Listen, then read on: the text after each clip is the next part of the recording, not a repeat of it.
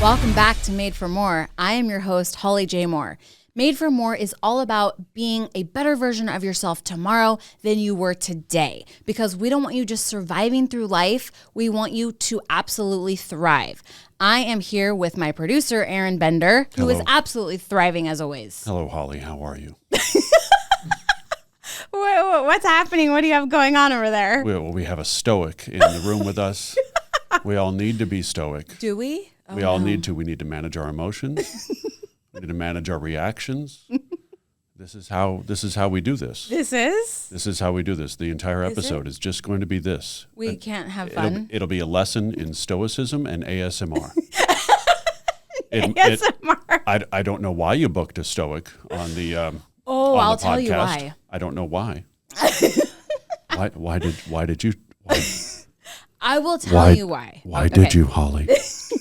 Book a You Stoic. gotta stop that. Okay, sorry. Otherwise, I won't be able to manage my emotions. Yes.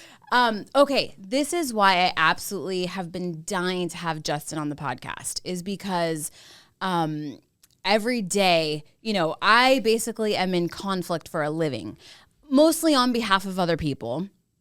And every day I'm dealing with people that are triggered by a text from their co-parent, by a very seemingly benign letter from the attorney on the other side. And it really causes people to absolutely come unraveled, and they can spin on this for a while. And literally every day I think to myself, if we were all, I'm guilty of it too, but if we were all so much better at managing our emotions and we run our emotions instead of allowing them to run us, life would be so much better. But Aaron, I brought him in special for you. Oh, no. What happened? I know how you love arm wrestling our in-studio guests. And I know you've crushed all the prior opponents. Yes. So finally, I think I found someone who might be a formidable opponent for you. Do you know Russell? Do you know G. Russell? Yeah. Justin introduced me to Russell. Yeah. I'm a big fan of G. Russell. Yeah, Yes. G stands for game over.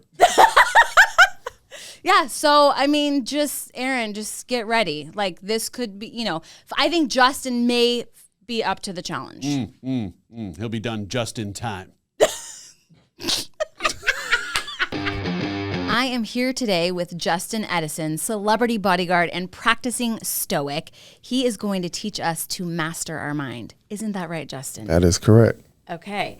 So you're here today to teach us all about Stoicism. And I can't wait to get into that. But that's not part of your job, really. You are a celebrity bodyguard by trade, right? By trade. Okay. And we could go through all the list of A-listers, but that part doesn't really matter. We're just happy that Zach Bryan took a little break on tour and we could have you here today. Absolutely. So thank you, Zach. Thank you, Zach. Okay, so tell us, what is Stoicism? Stoicism, in a sense, is it's a way of life. To keep it simple, it's a way of life. It's a mindset, but it's not really a destination. It's kind of a journey. Really, I only know about Stoicism just from actually following you on Instagram and seeing all the content that you post. But to me, Stoicism definitely has an element of discipline to it. Would you agree? Absolutely. Okay. Absolutely. So from what I know about you already, you seem like a very disciplined person by nature. You're very disciplined with health and fitness. You're accomplished. You played football at UCLA. You graduated from UCLA. It seems like you're already very disciplined. So what drew you to Stoicism? Yes.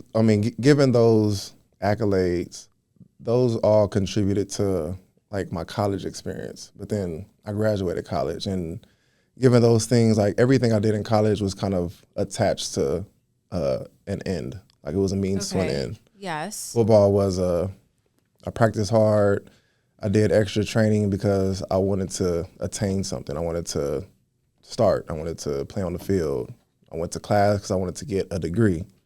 Yes. So all of those were means to an end. But then once I got the end, what was next? So that kind of transitioned naturally into adult life, right? and life post-college, which came with all sorts of surprises and turns and twists and unexpected variables that I didn't factor in, and less structure to it versus a college class. You know what your schedule is going to be. Yeah. And then you kind of get thrown into the real world after graduation. You kind of, Right. you know, you got to figure things out. So Yeah. it has now been very beneficial as far as just helping me kind of navigate through outside variables as far as how I address certain situations, relationships, business relationships, working relationships. It's been a tool to help me kind of fortify my mentality as far as it relates to any endeavors that I'm currently into. Okay. So I love the movie The Bodyguard with Kevin Costner. and I never watch TV or movies except when I'm on an airplane. And I do happen to go on a lot of airplanes. And American Airlines has The Bodyguard on the airplane. So Yes, they do. I literally probably watch that movie like once a month. So last time I watched it, I was like, oh, snap. Like, I think in the movie, Kevin Costner is like practices Stoicism. So, I mean, you've seen the movie, right? Yes, I've seen the movie. Okay. So, like, is there a connection between like being a bodyguard and Stoicism? I would say yes. I think there's a big connection. The biggest thing is, as far as clients that you bodyguard, the clients look to you for support. They look for you for peace of mind. Yes. They deal with a lot of shit day to day. So you never know what's going to hit the fan, what type of, you know, emotional state they're going to be in. And they kind of look to you for like that stability. And yes, that's so true. Stoicism kind of helps you maintain that plateau, that kind of fine line that never kind of wavers. And they know they could come back to you like, hey, I need to be grounded, or there's a lot of shit going on. Help me. They kind of look for you for that peace. So it helps in that sense for sure. Okay, so you have worked for me in the capacity of security before, but I don't think I've told you this. But the other bodyguard that works for me often, Sonny, I tell him all the time, like, I'm really sorry I didn't get shot today, but thank you for being my emotional support bodyguard. And I was like, is that bad? Hopefully you never get shot. Yeah. We don't want that to happen. We don't want that. But I don't want that either. Yeah. Yes. But I mean, I didn't know you were going to say that, but that is very true. Like, it is like a sense of emotional support for sure for the client. Huh. Interesting. Absolutely. Okay. So you kind of feel like you've got to be like the level-headed person of the bunch, particularly when you're working. Absolutely. It's kind of like the anchor. So it's kind of like, not in a sense where I'm not as passionate as you would be or as the client would be, but also understanding that there's not enough room for us both to act off of whatever emotions are spiking or dropping in that moment. Somebody has to be the, hey, let's reel it back in. Totally. Yeah. Yes. I'm having like such an aha moment right now because definitely I know that about like security, like the security with the client. But I feel like I'm that with my clients as their lawyer. So like, this is a real aha moment. But okay, so you told us Stoicism is like a way of life, but tell us more in like real terms, like how does this help us? Like how does it help you be the anchor? How does it help us like temper? Because it is kind of about tempering your emotions, right? Yeah, it's a balance of sometimes you have to kind of shelve emotions. Sometimes you don't have the space to operate in them. You kind of just got to sit back and take things bird's eye lens as it's happening. And then you can kind of reassess what's going on later. We all can't be operating in that emotional state at a given point in time. So that sounds really great. But how do you do that in the moment? It's constant practice. I mean, the thing is it's kind of like I go to the gym every day to maintain my physical fitness. You don't look like you go to the gym. Are you sure you do? Because, I mean, it doesn't really look like it. Once a year, maybe. Okay. But it's kind of like in that same mindset. So if I stop going to the gym, obviously, physically I would kind of fall off. It's the same way with practicing. And there's things that happen every day for you to be able to practice said. Like what? Like give us an example. On the way here, driving here, dealing with Are traffic. you going to talk about how late you were? I wasn't that late. I wasn't that late. But again, can't control traffic. Traffic is traffic. You just got to deal with it. You can't be angry at the traffic in the moment. That doesn't fix it. Doesn't change it. Right. You take it for what it is. You maneuver through it, and you get to the destination. What was so the it's just word a constant you practice. Hold on. We're really, getting real here. As you were telling me you were going to be late, you said traffic was out of my control, and I had to accept that with equanimity. Yeah. What does that mean? That means just to let things be as they are. Traffic is going to be traffic. Being angry at the traffic isn't going to change it. It's not going to move it. It's not going to free up a lane for me to get here any quicker. This is true. All I can do is control how I drive through it, how I navigate it. If you actually are feeling angry or impatient, like let's just take this real life example. It's true that does happen, and that's just something. Those are emotions that you kind of just have to deal with. You just have to kind of sit back. Why are you feeling angry? Like assess it. Oh. Why am I feeling impatient right now? What's causing me to feel angry? And it's kind of just taking a step back and looking at what's sparking or spiking this emotion. What am I angry at? Right. What can I do about it? A lot of times when you're angry, you don't want to be angry anymore. True. You're angry at something because you don't like how it's going, which means you're looking to fix it. Right. But how can you fix it? How can I fix traffic? Yeah, you can't. You can't. Right. So why waste the energy of being angry at it? Okay, so when you're like feeling an emotion, you just kind of have to like assess it, process it, and then just like recognize you don't have control over it, right? So, and you practice doing that every day, right? Every day. There's always something that happens throughout the day. There's things that happen to you throughout today. Yes. Yes, I became so angry that you were going to be late. No, I'm kidding. I wasn't angry. I have been angry before when you didn't show up, but. See? Exactly. Yes. But then what was your response to it? I can't even remember now.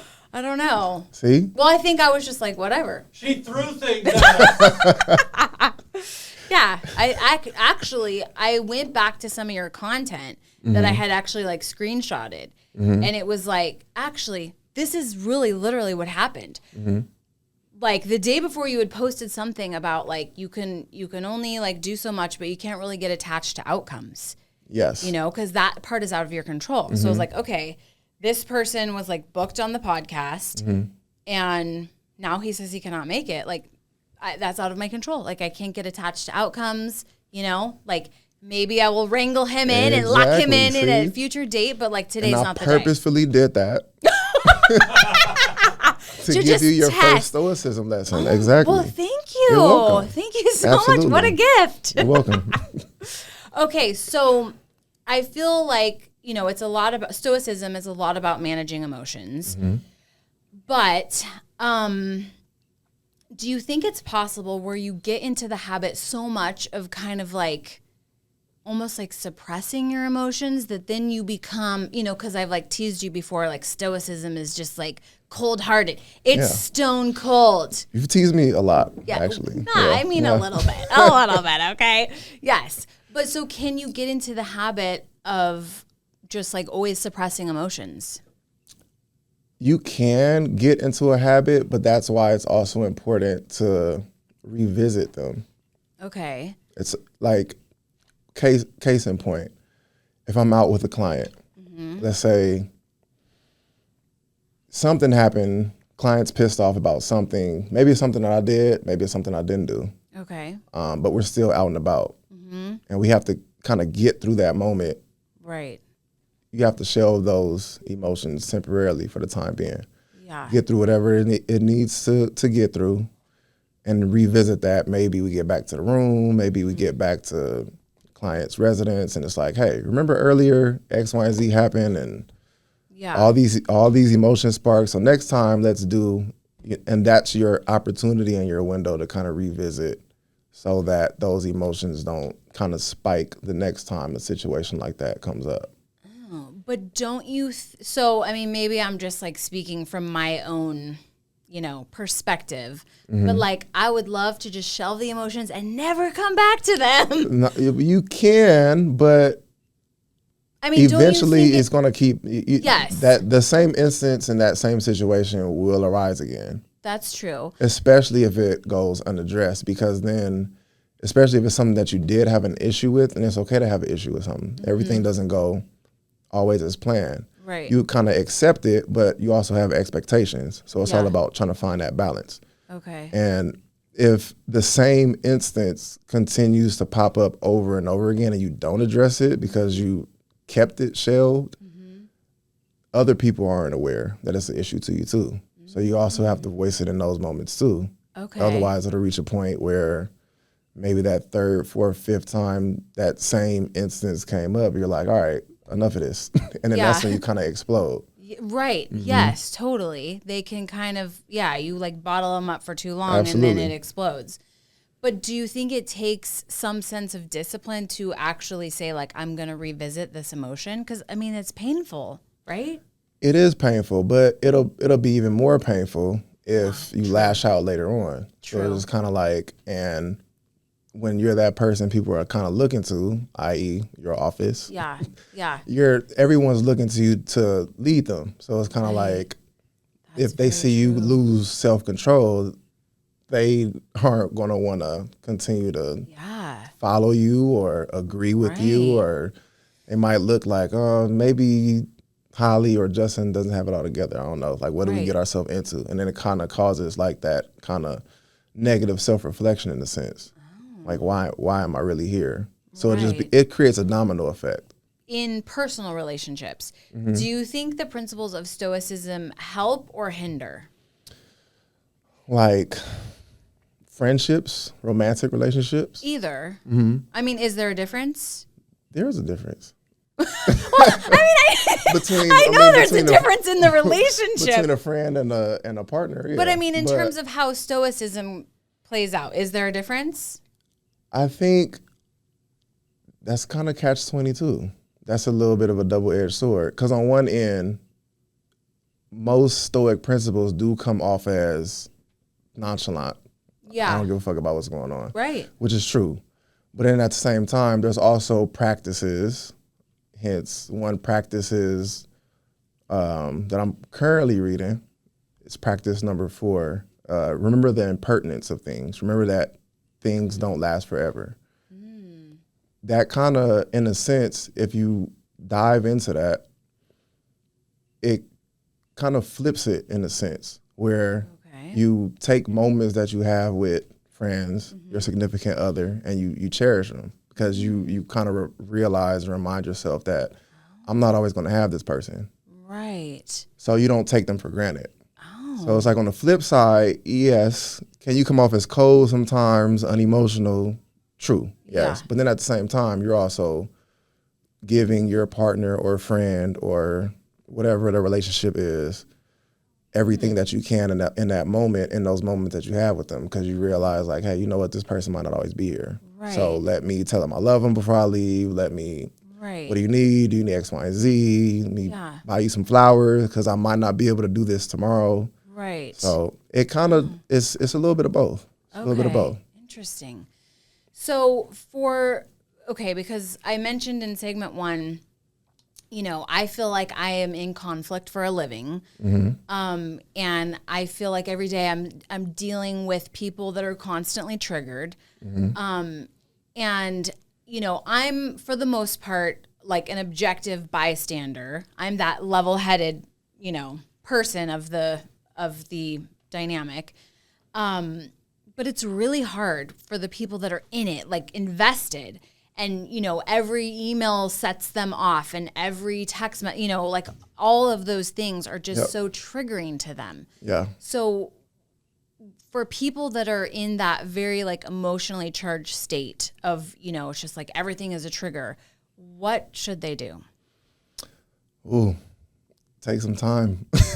Like I never respond to a triggering email right away. Yeah. Take a minute. Okay. Kind of process it. You're not really, it's not what's being said in the email that's bothering you, and you have to kind of remind yourself of that. It's really not it if you dive into it. It's not what the email is. It's how you're interpreting it, how you perceive it. It's how you are looking at the email, how you are viewing it. Right. There might be some aggressive language in there, sure, but most of the time there's not, though, to be totally honest. It's like, I would like to move the court date. And the client's they're out to get me, well, you know? Yeah. I mean, a lot of times you're so correct that it's like the way they're perceiving it. Because to somebody who is more reasonable about the situation, not as emotionally invested, like it does look very benign. But to the client or somebody that's really like inside of it, I mean, it's just, you know, like it sends them off the rails. Yeah. I can see so, that. okay, Yeah. so you're like, take time. Take time. I mean, what can you really do if someone says they need to change the court date? Right. I mean, that kind of goes back to that same principle. That falls into the realms of things that you don't have any control over. If that's just... Would you mind calling all the clients that are complaining about like court dates being continued? Because that, I mean, that's a big one. You know, people are so frustrated by that, but that is like truly something that's out of our control. I mean, that's like the system, the legislature type of stuff. But it's so frustrating to them. But it's like, that's when you kind of just have to self-reflect. Like, why am I so upset about this? What can I really do about it? Right. Yeah. Like, is there anything? And I think that's the number one thing I ask myself. When changes in schedules, those sorts of examples come up, is there anything I could do about this? Right. The answer is no. Then why continue to invest the energy of frustration or anger or stress or anxiety into that? Yeah. Because that's not going to change the outcome. It is what it is. The course date can change. So, again, that sounds so great. Like, are you able to like do that right now in your life? Like, but again, it's a constant practice. But like, how? I mean, was there a time in your life where, you know, things made you angry, or like you acted on the anger? Okay. Absolutely. So how long and how much, you know, discipline and practice do you have to put in before you can get to this place? I'm still practicing. Yeah. That's the thing. I mean, it's not like, again, it's not a destination. It's a journey. So right. I still practice it to this day. But I've reacted out of anger with said clients in the past, and all it's brought in is, in the end, like it's either losing that clients or destruction or whatever. Right. There's nothing good that's come from it. So that's true. Something had to change.